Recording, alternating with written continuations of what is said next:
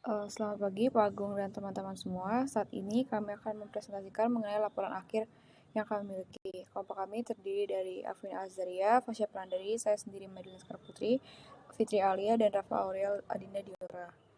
Adapun outline dari presentasi kami pada hari ini adalah business description, technology stack, intro of market opportunities, seizing market opportunities, dan financial plan.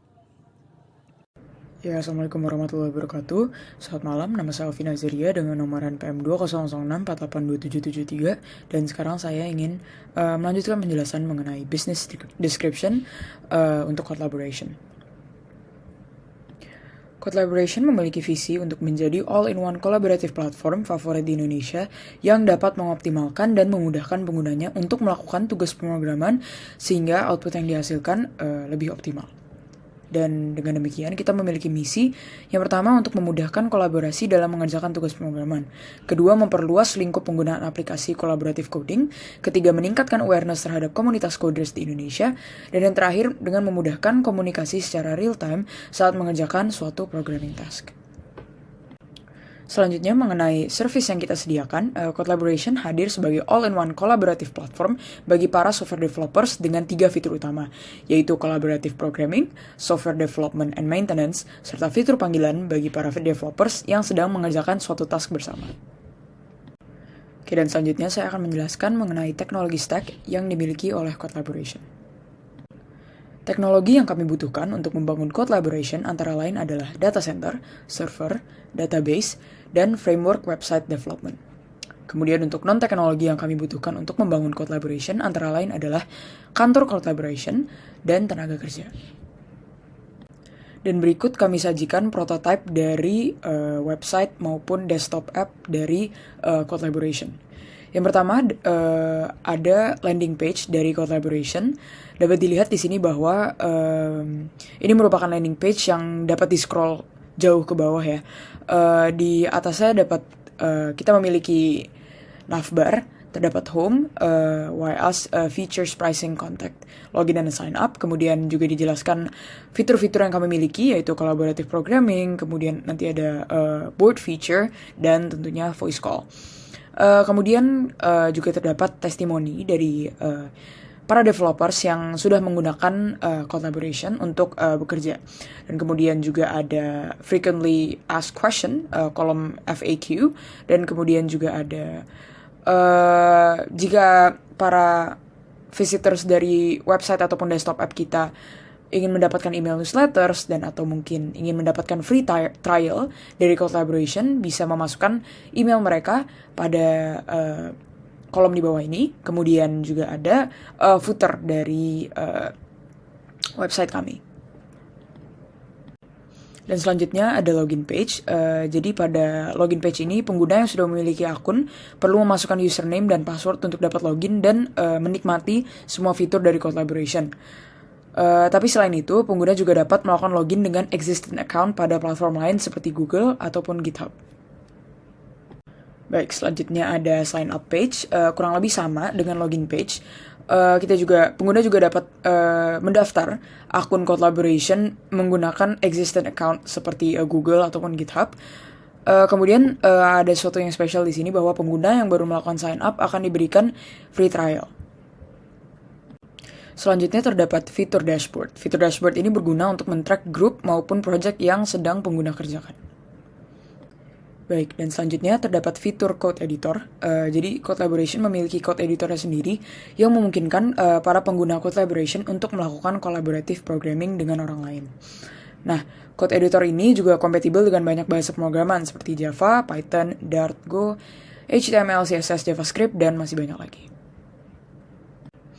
Selanjutnya ada fitur task management yang dapat melihat progress dan memanage project yang sedang dikerjakan. Fitur ini dapat digunakan seluruh member tim untuk mengatur task yang dikerjakan. Semua member pada tim tersebut tuh dapat mengedit perubahan mereka atau melihat hasil kerja mereka maupun hasil kerja teman satu tim mereka. Semua statistik dari progres pengerjaan task akan ditampilkan pada page task management ini. Selanjutnya terdapat fitur yang paling dinanti yaitu fitur voice and video call. Berikut merupakan prototipe dari fitur voice call. Dan berikutnya adalah prototype dari fitur video call. Selanjutnya, saya Fasya Prandari akan menjelaskan mengenai intro of market opportunities. Pertama-tama, saya akan menjelaskan mengenai market trend terlebih dahulu.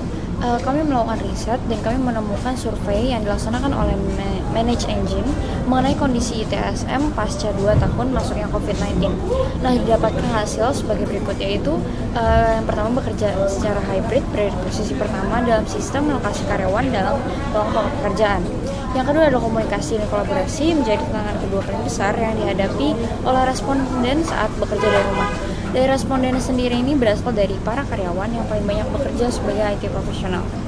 Selanjutnya, berdasarkan survei ini, kami menyimpulkan bahwa dibutuhkan sebuah layanan komunikasi dan kolaborasi yang dapat mendukung masyarakat yang beraktivitas secara hybrid. Kami percaya bahwa aplikasi collaboration akan dibutuhkan. Melihat fitur-fitur yang kami tawarkan sesuai dengan tren market yang ada saat ini, yang mengedepankan kolaborasi. Selanjutnya, saya akan menjelaskan mengenai market segmentation dari collaboration. Yang pertama adalah pada segmentasi demografik. Di sini kami menganggap bahwa masyarakat yang berada di rentang usia produktif yaitu antara 15 sampai 64 tahun. Yang kedua adalah geographic segmentation, di mana segmentasi pasar kami adalah seluruh dunia. Namun untuk tahap awal perkembangan kami akan memfokuskan pengembangan bisnis ini pada Indonesia aja. Selanjutnya adalah behavioral segmentation, itu masyarakat yang bergerak di bidang teknologi khususnya membutuhkan platform untuk melakukan pemrograman dan memiliki kebutuhan untuk berkomunikasi atau berkolaborasi dalam mengerjakan task tersebut. Yang ketiga adalah kompetitor analisis. Kami membandingkannya dengan GitHub dan Visual Studio Code. Untuk tahun berdirinya sendiri yang paling lama adalah GitHub dan collaboration baru tahun ini berdirinya yaitu 2022. Untuk Visual Studio Code itu adalah 2013. Jenis aplikasinya sendiri berbeda. Untuk ketiganya dari collaboration itu aplikasi dan website, GitHub website, dan Visual Studio Code itu aplikasi. Target pemasarannya sendiri tidak berbeda jauh, dan untuk fitur real time call-nya hanya collaboration yang bisa, dan fitur mencatat itu hanya collaboration juga yang bisa. Untuk fitur coding dengan kolaborasi real time hanya collaboration yang bisa, dan GitHub serta Visual Studio Code tidak bisa. Berikutnya adalah differentiation. Yang pertama adalah mempermudah komunikasi antar pengembang, yaitu dengan adanya fitur voice dan video call secara real time. Yang kedua juga mempermudah kolaborasi antar pengembang. Yang ketiga adalah meningkatkan fleksibilitas bagi pengembang atau developer untuk menulis berkas kode. Yang keempat adalah meningkatkan efisiensi dan efektivitas pengerjaan kode yang dilakukan secara berkelompok dengan coding kolaboratif dan task management. Halo, perkenalkan nama saya Fitri Alia dengan NPM 2006597115 akan melanjutkan bagian keempat yaitu Seizing Market Opportunities. Bagian pertama yaitu Partnership and Alliances. Kami bekerja sama dengan server provider untuk memberikan layanan server kepada kami. Kami juga bekerja sama dengan aplikasi lain yang terintegrasi dengan collaboration karena kami adalah all-in-one collaborative platform sehingga kami bekerja sama dengan aplikasi-aplikasi yang dapat membantu pengguna untuk melakukan programming dan memulai proyek seperti GitHub, Google Calendar, dan lain-lain. Untuk yang ketiga, kami bekerjasama dengan Digital Payment System karena kami memiliki fitur subscription yang menyediakan layanan kepada penggunanya. Oleh karena itu, kami perlu memiliki layanan pembayaran menggunakan mobile banking atau e-wallet seperti GoPay, OVO, Dana, dan lain-lain. Berikut adalah business model canvas dari collaboration. Kami memiliki value proposition untuk menyediakan fitur untuk melakukan pemrograman secara kolaboratif dan menyediakan fitur panggilan untuk berkomunikasi secara real time saat mengerjakan task. Untuk key activities dari produk kami itu adalah all-in-one collaborative platform dan software developer and maintenance serta connecting developer. Untuk key resources-nya kami menggunakan platform digital dan sumber daya manusia seperti marketing staff, software development, dan lain-lain. Untuk key partners, kami bekerjasama dengan third-party integration, yaitu GitHub, Google Calendar, dan lain-lain. Kami juga bekerjasama dengan server provider. Untuk customer relationship, kami membangun hubungan dengan customer dengan melakukan email newsletter, meningkatkan performa fitur dari aplikasi dan website collaboration, serta memperbarui tampilan website dan aplikasi, dan mengirimkan form feedback dan review. Untuk melakukan promosi, kami menggunakan online ads, word of mouth, website, dan App Store dan Google Play Store. Untuk customer segmentnya, kami memiliki pasar dengan untuk itu mahasiswa, siswa, dosen atau guru, tech entusias, tim developer sebuah perusahaan, dan freelancer yang berada di tech field. Untuk cost structure, kami memerlukan biaya untuk gaji karyawan, advertisement, perbaikan dan maintenance, dan biaya software development. Untuk revenue-nya, kami mendapatkan revenue atau keuntungan dari subscription sesuai dengan paket yang disediakan oleh collaboration. Selanjutnya adalah business risk. Risiko yang dimiliki oleh bisnis kami antara lain keamanan beras kode dari pengguna, munculnya komputer baru dengan fitur serupa, dan perizinan peredaran platform di berbagai wilayah. Berikut adalah SWOT analisis dari bisnis kami. Untuk strengths, kami dapat melakukan pemrograman secara kolaboratif, dapat sebagai media komunikasi secara real-time, dan terintegrasi dengan aplikasi lain seperti GitHub, Google Calendar, dan lain-lain. Untuk weakness-nya, kami memiliki pengguna yang terbatas karena adanya subscription dan brand kami belum dikenal oleh pasar. Untuk opportunities-nya, kami dibutuhkan sebagai media komunikasi sinkronis real-time antar pengembang dan adanya programming secara remote. Untuk threat-nya, adanya stereotip melakukan programming lebih baik secara individual dibandingkan kelompok dan kompetitor mengeluarkan produk yang mirip. Selanjutnya, kami memiliki MVP Experiment Canvas sebagai berikut. Yang pertama, customer segment yang dimiliki oleh Collaboration adalah programmers yang membutuhkan platform source code editor yang kolaboratif. Kemudian, value proposition dari perusahaan kami adalah kami menawarkan platform source code editor dengan multibahasa pemrograman untuk mengerjakan suatu proyek perangkat lunak secara kolaboratif dan sinkronus.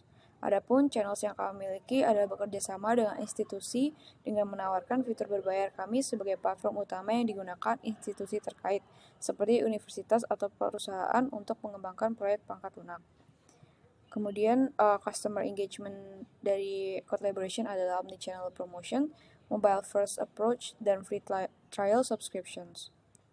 Kemudian, riskious assumptions yang kami miliki adalah pengguna platform Collaboration bersedia untuk melakukan subscription setelah melewati tahap free trial all features. Lalu, eksperimen format yang kami gunakan adalah Wizard of Oz MVP, di mana pengguna dapat melakukan edit dokumen kode, namun penyimpanan dilakukan secara manual ke dalam database. Kemudian, eksperimen scenario dari Collaboration adalah Collaboration akan menawarkan kerjasama dengan institusi terkait seperti universitas atau perusahaan. Kemudian pihak yang bekerja sama akan menggunakan Collaboration sebagai platform utama dalam mengembangkan perangkat lunak. Lalu, anggota institusi yang bekerja sama dengan Collaboration dapat mengakses seluruh fitur yang telah disediakan oleh Collaboration selama jangka waktu yang telah dijanjikan di awal. Yang terakhir adalah feedback evaluation terkait subscription lanjutan setelah masa free trial yang dijanjikan berakhir. Adapun matriks keberhasilan yang kami tentukan yaitu kunjungan ke halaman website, lalu unduhan aplikasi mobile, registrasi sebagai pengguna, dan yang terakhir adalah jumlah pengguna yang bersedia melakukan free trial all features. Kemudian sukses kriteria yang kami tetapkan adalah melakukan eksperimen dengan setidaknya 50 pengunjung halaman web dan pengguna bersedia untuk melakukan free trial all features setidaknya 5 pengguna. Hal ini menandakan bahwa 10% pengguna tertarik dengan fitur yang berbayar dari Collaboration. Kemudian, resultnya adalah 1000 kunjungan ke halaman website, 250 unduhan mobile, 350 melakukan registrasi sebagai pengguna, dan 150 pengguna bersedia melakukan free trial all features. Adapun learning dan insights yang kami lakukan adalah kami mendapatkan hasil yang menunjukkan bahwa pengunjung memahami value proposal yang kami berikan dengan conversion rate sebesar 15% yang memvalidasi bahwa pengunjung tertarik dengan fitur berbayar yang ditawarkan. Yang terakhir adalah next step yang akan kami lakukan berikutnya, yaitu melanjutkan dan mengembangkan ide bisnis ini, dan yang terakhir adalah mulai membangun hubungan dengan customer. Berikut adalah financial plan dari Collaboration yang terdiri dari income statement, cost benefit analysis, dan balance sheet. Berikut adalah bagian revenue dari income statement Collaboration. Dapat dilihat bahwa terdapat peningkatan revenue dari tahun 2022 hingga tahun 2026, di mana pada tahun pertama yaitu tahun 2022, revenue Collaboration berada di angka 200 juta, kemudian pada tahun 2026 revenue-nya sebesar 600 juta. Lalu selanjutnya ada expenses, di mana total expenses-nya ini dari tahun ke tahun berada di kisaran 300 juta hingga 400 juta. Kemudian di sini juga ada net income yang dari tahun ke tahun terus meningkat juga, di mana pada tahun pertama masih negatif, yang berada di angka 185.200.000, kemudian terus meningkat hingga pada tahun 2026 berada di angka sekitar 223 juta. Selanjutnya ada cost benefit analysis, di mana benefits-nya didapatkan dari increased sales, kemudian reduction in customer complaint cost, dan reduce inventory cost. Kemudian untuk cost-nya dibagi menjadi dua. Yang pertama ada development cost yang terdiri dari server, software license, dan server software. Kemudian untuk operational cost terdiri dari hardware, software, dan operational labor. Lalu di sini NPV-nya didapatkan bahwa pada tahun pertama NPV-nya masih negatif, dan mulai dari tahun kedua hingga tahun kelima sudah mulai positif. Kemudian didapatkan juga kumulatif NPV-nya di tahun kelima didapatkan sebesar 794 juta. Kemudian untuk ROI-nya didapatkan sebesar 74,75%, dan dari perhitungan BEP didapatkan bahwa collaboration balik modal di tahun kedua. Selanjutnya adalah bagian assets dari balance sheets, yang mana terbagi menjadi 3 bagian. Yang pertama ada current assets, kemudian ada fixed atau long-term assets, kemudian ada other assets. Dapat dilihat bahwa total aset dari collaboration ini dari tahun ke tahun meningkat, di mana pada tahun pertama yaitu tahun 2022 berada di angka 655 juta, kemudian pada tahun 2026 berada di angka 1.900.000.000 jutaan. Bagian selanjutnya adalah liabilities and owner's equity, di mana di sini juga terdapat 3 bagian. Yang pertama ada current liabilities, kemudian ada long-term liabilities, dan owner's equity. Selanjutnya ada common financial ratios. Yang pertama ada debt ratio didapatkan dari total liabilities dibagi dengan total assets, di mana pada tahun 2022 berada di angka 0,47, dan pada tahun 2026 meningkat menjadi di angka 0,55. Lalu untuk current ratio didapatkan dari current assets dibagi dengan current liabilities.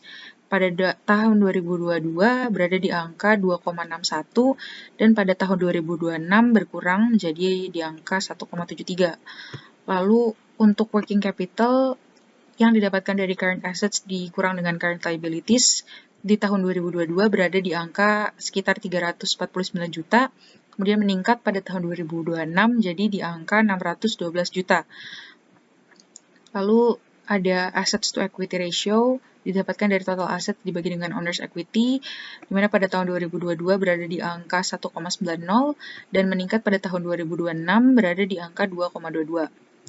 Lalu yang terakhir ada debt to equity ratio didapatkan dari total liabilities dibagi dengan owner's equity, di mana pada tahun 2022 berada di angka 0,90 dan meningkat pada tahun 2026 berada di angka 1,22. Demikian laporan akhir dari collaboration yang dapat kami sampaikan. Apabila terdapat kekurangan maupun terdapat bagian yang masih kurang tepat, mohon masukan, kritik, dan sarannya. Terima kasih.